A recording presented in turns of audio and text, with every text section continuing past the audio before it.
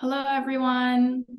My name is Leonor Barclay, and I'm a politics reporter here at the 19th. Today, we are joined by two leaders passionate about maternal health and ending pregnancy-related deaths, an ongoing crisis here in the United States. We are joined by Representative Lauren Underwood, a Democrat from Illinois, who's been a leading advocate on this issue in Congress with her Momnibus, the package of 13 proposals to address health and equity in pregnancy. We're also joined by Christy Turlington Burns, the founder of Every Mother Counts. She's a global advocate for maternal health, and she's been doing that for more than 2 decades. I wanted to start our conversation by recognizing that there's a lot of community work that's going on here to address the issue of maternal mortality. And there are a lot of community-based groups and advocates that are fighting to support pregnant people, a lot of them with limited resources. 2 weeks ago, I got to visit a facility here in Virginia called Urban Baby Beginnings, and there was a lot of hope in that space. There are peanut balls and doulas of color. There was a playroom for toddlers to join their parents during their appointments. And, at the same time, the executive director said, we have really limited resources. When I look at the list of people who have called for services, it's much longer than the number of people that we can serve. Representative Underwood, your Momnibus recognizes the critical work that's already happening in many communities and the resources that could help expand that access. Can you talk about some local or multi-state efforts that give you hope and drive your advocacy for this legislation? Well, Mel, I'm so encouraged because these organizations are on the ground in every community across the country doing the work, and they have been doing it for years, oftentimes without the benefit of federal support. I'm honored to represent the state of Illinois, and in our state, we have community-based doula groups and midwifery groups. We have organizations that address social determinants of health like housing and nutrition and environmental conditions. And these organizations have literally been working with families long before the federal government was paying attention to our maternal health crisis. And so one of my top priorities as the co-founder and co-chair of the Black Maternal Health Caucus is to ensure that these types of organizations have the funding that they need to provide care and support and services that moms need before, during, and after pregnancy. And for the first time in the federal funding bill that was signed into law this past December, we have a couple $1 million now available for these types of organizations to get funding. Now, we have a bill in the Momnibus called the Kira Johnson Act that we're working to pass to offer like a couple $100 million, right? But this is a good first step to demonstrate the value for communities and how such a program could work at scale. Yeah. Christy, your organization has turned to grant making in the US to help address this country's maternal mortality crisis. You've talked about the surprise that overcomes people abroad when you tell them about the statistics in the US. I'm curious about some of the efforts on the ground here that give you hope. What kinds of efforts at the community level do you think are really critical in the US right now? Yeah, I mean, to Representative Underwood's point, there have been folks doing this work for many, many, many years. And I've been fortunate enough to be able to meet, work alongside them, and then support their work at the community level while we're waiting for more funds to come in and be allocated to their incredible care. It's been an interesting ride to see the conversation shift from a global one to a more targeted focus here in the US, where we spend more per capita on healthcare than any other nation, and to see the outcomes that we do in this country with the rising maternal mortality rate in the States. It's embarrassing, honestly. And when I have the opportunity to speak outside of the United States, which I do oftentimes, time and time again, people just can't imagine how poorly we are doing as a nation. So I agree. Every Mother Counts is really here to help support that critical work at the front lines across the states in this country. And we've been able to sort of double our impact through investing in those community-led solutions in these past 3 or 4 years. and hope to continue to do so as long as we need to, because those folks really are so committed, and regardless of resources, they're going to do all they can to meet people where they are, families, mothers, birthing people. And so they really need our support in every which way. Representative Underwood, we've written a lot about your work since you arrived in Congress. You've been advocating for pregnancy justice, and I think your package is really comprehensive. You've always highlighted that it is bipartisan, that it has bipartisan support. A lot of pieces of your Momnibus and the Black Maternal Health Caucus, you always highlight that that has bipartisan membership too. What pieces of your package have the most bipartisan support? And can you also single out for us the pieces that do not, so that it's clear to our audience? Sure. So the Momnibus is a set of 13 evidence-based bills to comprehensively address the causes of maternal mortality, morbidity, and disparities in the United States. And so from the very beginning, our mission in the Black Maternal Health Caucus was to create a space to elevate this crisis, right, to talk about solutions and for people to be able to come together. So from the very beginning, our caucus has been bipartisan, and now the Black Maternal Health Caucus is one of the largest bipartisan caucuses on Capitol Hill. The Momnibus came out of this group, which was bipartisan from the beginning. And so several bills within the Momnibus do have bipartisan support. So the first that I want to highlight is the Protecting Moms Who Served Act, which I introduced with Congressman Gus Bilirakis. He's a Republican from Florida.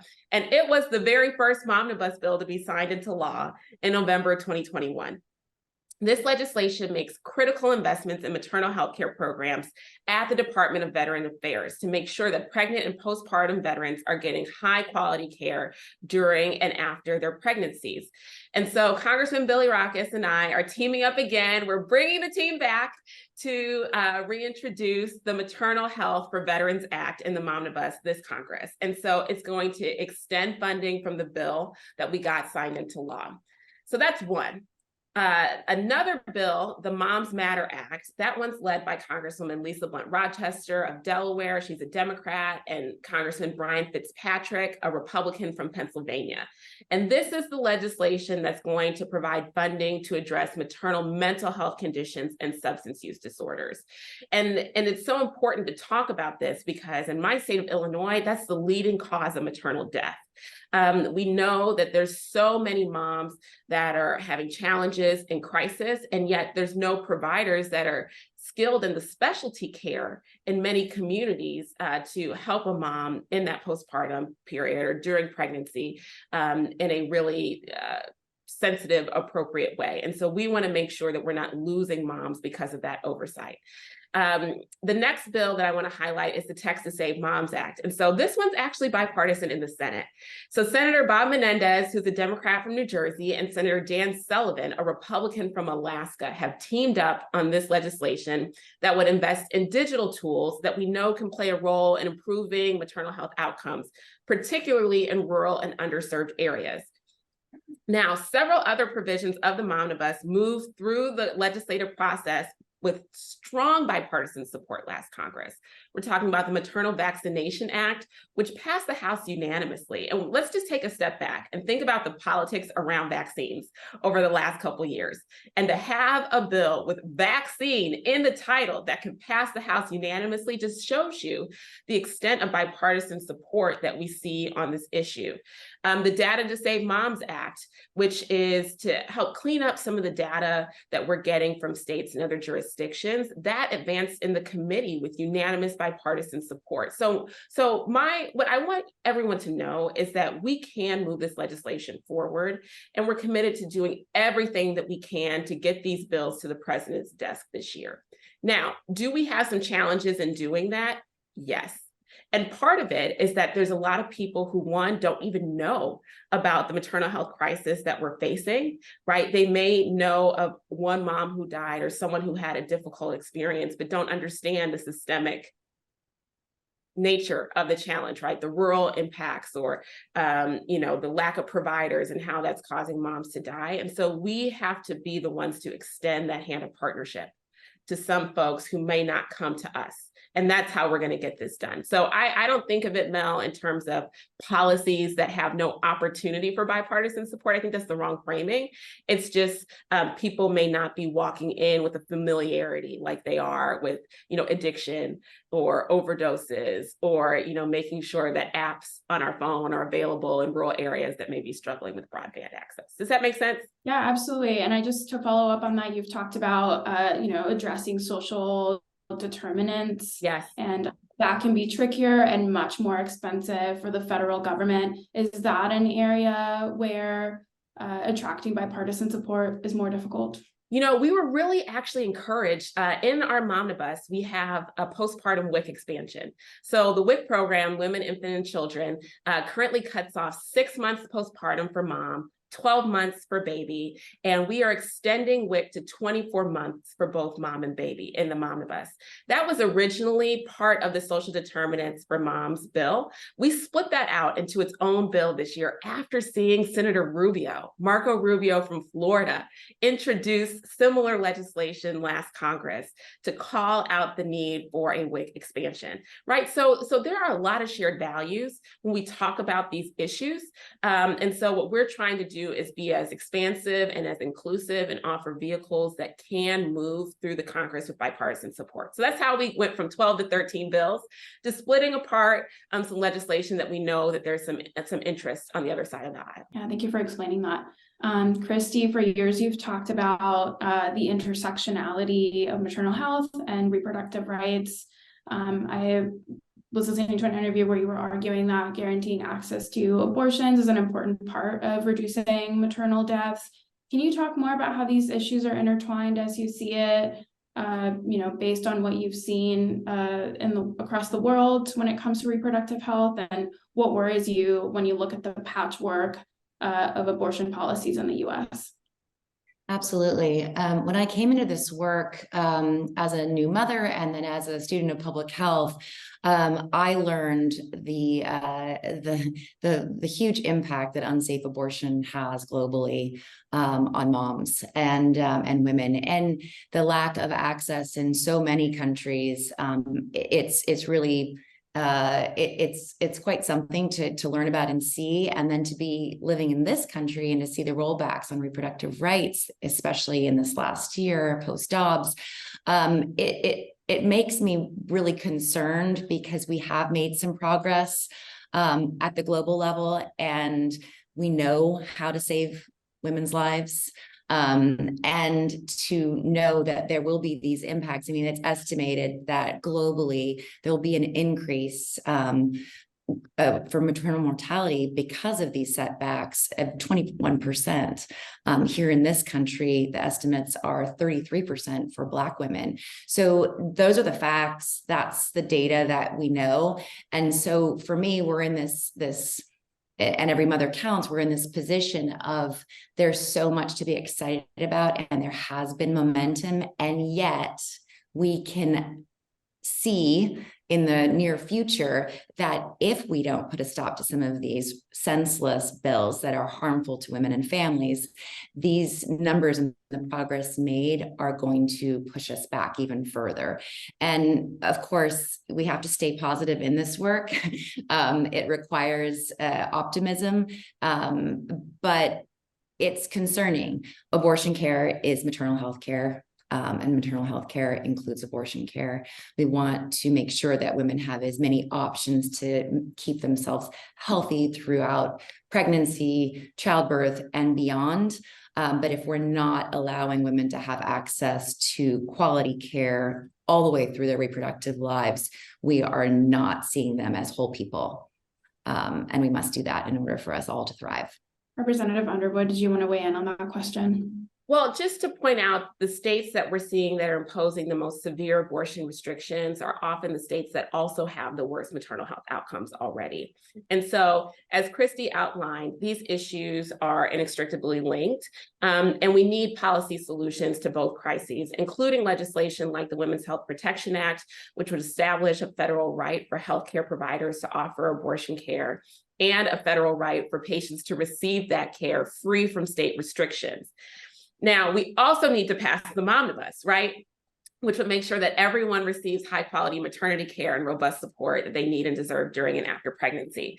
The Momnibus is not a piece of legislation that necessarily references abortion care. It's not about expanding access to reproductive healthcare services, but from a shared values point of view, we know that birthing people need to have the full range of maternal health care and reproductive health care, right? And so that's really important. And Christy was absolutely right. I just want to make sure that we're understanding that the policy solutions to addressing these are moving through different vehicles. And the Momnibus is really focused on the clinical and non-clinical factors that are driving up our maternal mortality rate and the disparities that we see. Maternal mortality, if you will, had a moment online after the Met Gala when Serena Williams shared that she was expecting a second child 5 years after she had what was very much a near-death experience, giving birth to her daughter, little Olympia. Representative Underwood, you've talked about the role that implicit bias and structural racism play when it comes to maternal deaths. I know that that's somewhat of a personal experience with a friend who passed away shortly after giving birth. And you've talked about it's not an issue that affects just low-income Black women. Mm-hmm. Did you see this in practice during your time as a healthcare worker? What policies do you think we need to address this systemic problem? So we know that there's both implicit bias and explicit bias, aka racism, in the delivery of maternity care specifically, in our healthcare system more broadly, and throughout society, obviously. And so we need comprehensive policies to address all of it. Now, there is funding for implicit bias trainings within the Momnibus, which can be a meaningful tool when implemented consistently and with significant institutional commitment, right? So, for example, a 1-hour webinar once a year, once every 2 years, talking about bias just is not going to cut it, right? We need healthcare systems to be committed to changing the culture within their institutions, and we need providers to be held accountable for completing these trainings consistently. We're seeing Black moms die at a rate that's 3 to 4 times higher than the rate of white moms, regardless of income, education, or any other demographic factor. Racism is the cause, and we need to address racism in our healthcare system head on. But we also need to diversify what we call our perinatal workforce. So that's everybody from our obstetricians and midwives to doulas, lactation consultants, right? Like the whole universe of providers that's taking care of pregnant people in our country, so that every person can receive maternity care from someone that they trust. We want moms to have a choice in providers. And so recent studies have really shown that the risks are especially pronounced for Black moms and babies. And so within the Momnibus, we have a bill, for example, called the Protecting Moms and Babies Against Climate Change Act, to address things like air pollutants and extreme heat and other climate change related risks through through community-based investments. Now, I bring that up because we know that systemic challenges can manifest through social determinants, right? Like redlining is an issue. So then, certain communities have to live in certain neighborhoods based on historic redlining trends in their cities, and then they're having negative maternal and infant health outcomes. We need to be specific about our solutions to address some of these societal challenges or harms that have been imposed over the years. And we do that within the Momnibus. We cannot solve our nation's maternal health crisis if we don't tackle the root causes of racism that are driving these deaths and disparities. Thank you for putting that so clearly. Christy, I saw you nodding pretty energetically, and I know that when it comes to training healthcare workers and a wide range of them, that's an issue that your organization has been working on for a long time. Can you tell me about the importance of this diverse array of workers? Like the representative just mentioned, it's not just OBs, it's nurses, doulas, midwives.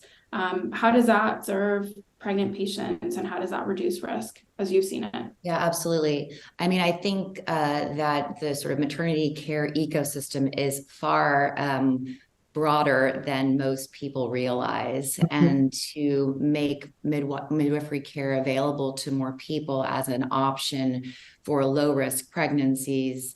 It should be one of those, choices that women have going in to this experience. And as well, doulas. I mean, there's been a lot of talk about doula care and a lot of research and evidence that's been produced to be able to back up that care.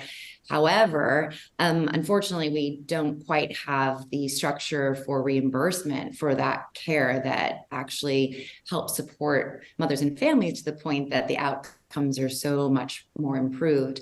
So we're really trying to amplify the healthcare worker sort of models that are proven to have better outcomes, provide that more holistic, compassionate care that every patient deserves and should have at their accessibility, and to also advocate on their behalf so that they are compensated fairly and equitably, and that they are reimbursed, so that we're having this be a line of a pipeline that can also be built and grown, right? That we know the demand is there. We know the populations who are suffering most from poor outcomes. And if we can train more folks to be able to be there in the communities to serve them with culturally congruent care, with respectful care, we know that we'll see a huge change. So it's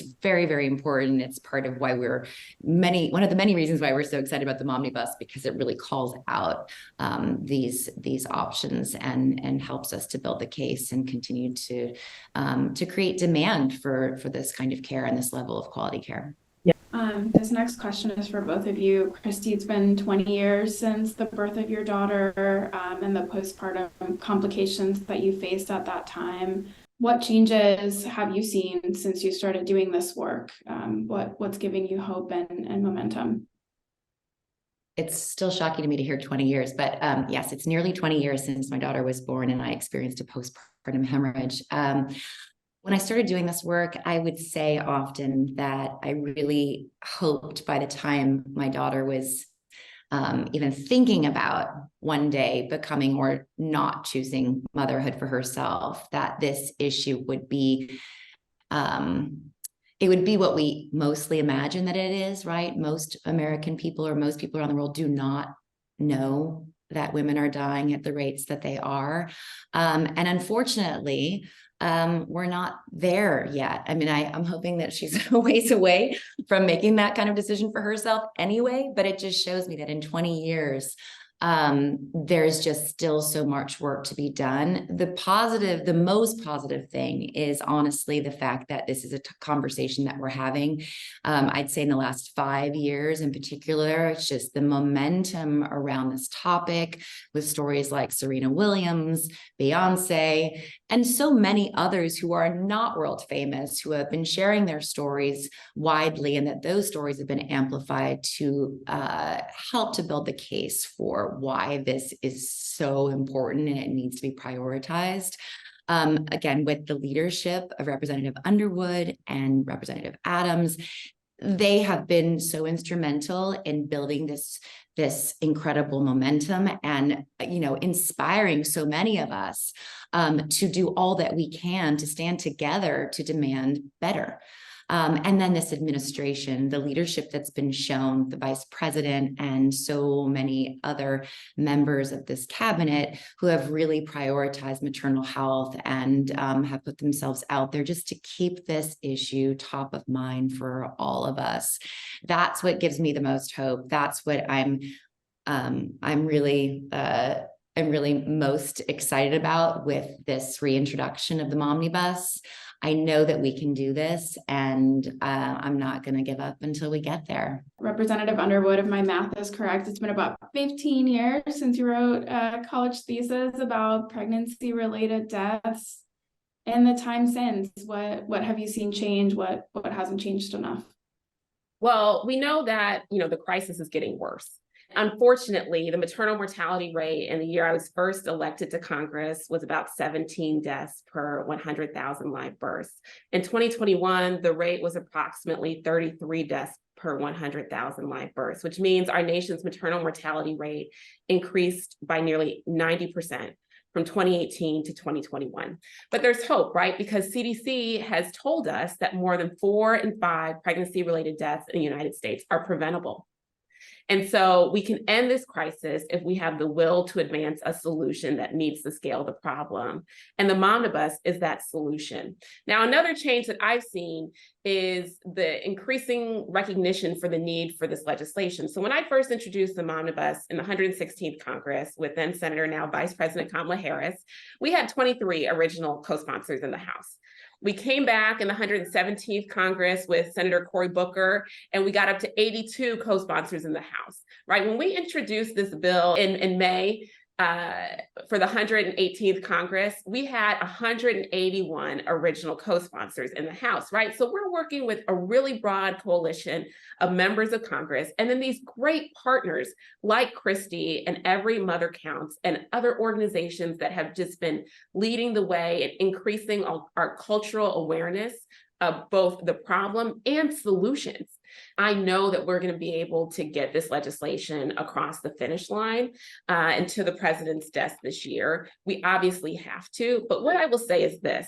As we've been talking about the scope of the problem, we've also been lifting up solutions beyond legislative solutions, right? So with every film that Christy produces, right, we're talking about the impact of birth workers. We're talking about the impact of doula care. We're talking about community-led, women-led solutions to saving each other.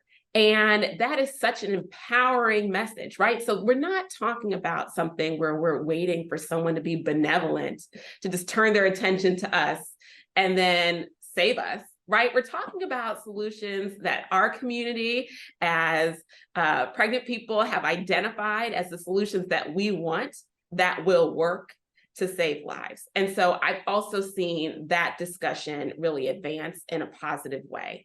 And so, I think that, Christy used the word momentum, and I think that's the exact right word to describe where we are right now.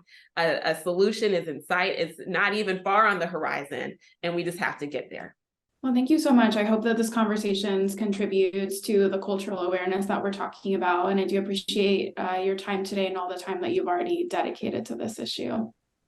Thanks, Mel. Thanks so much.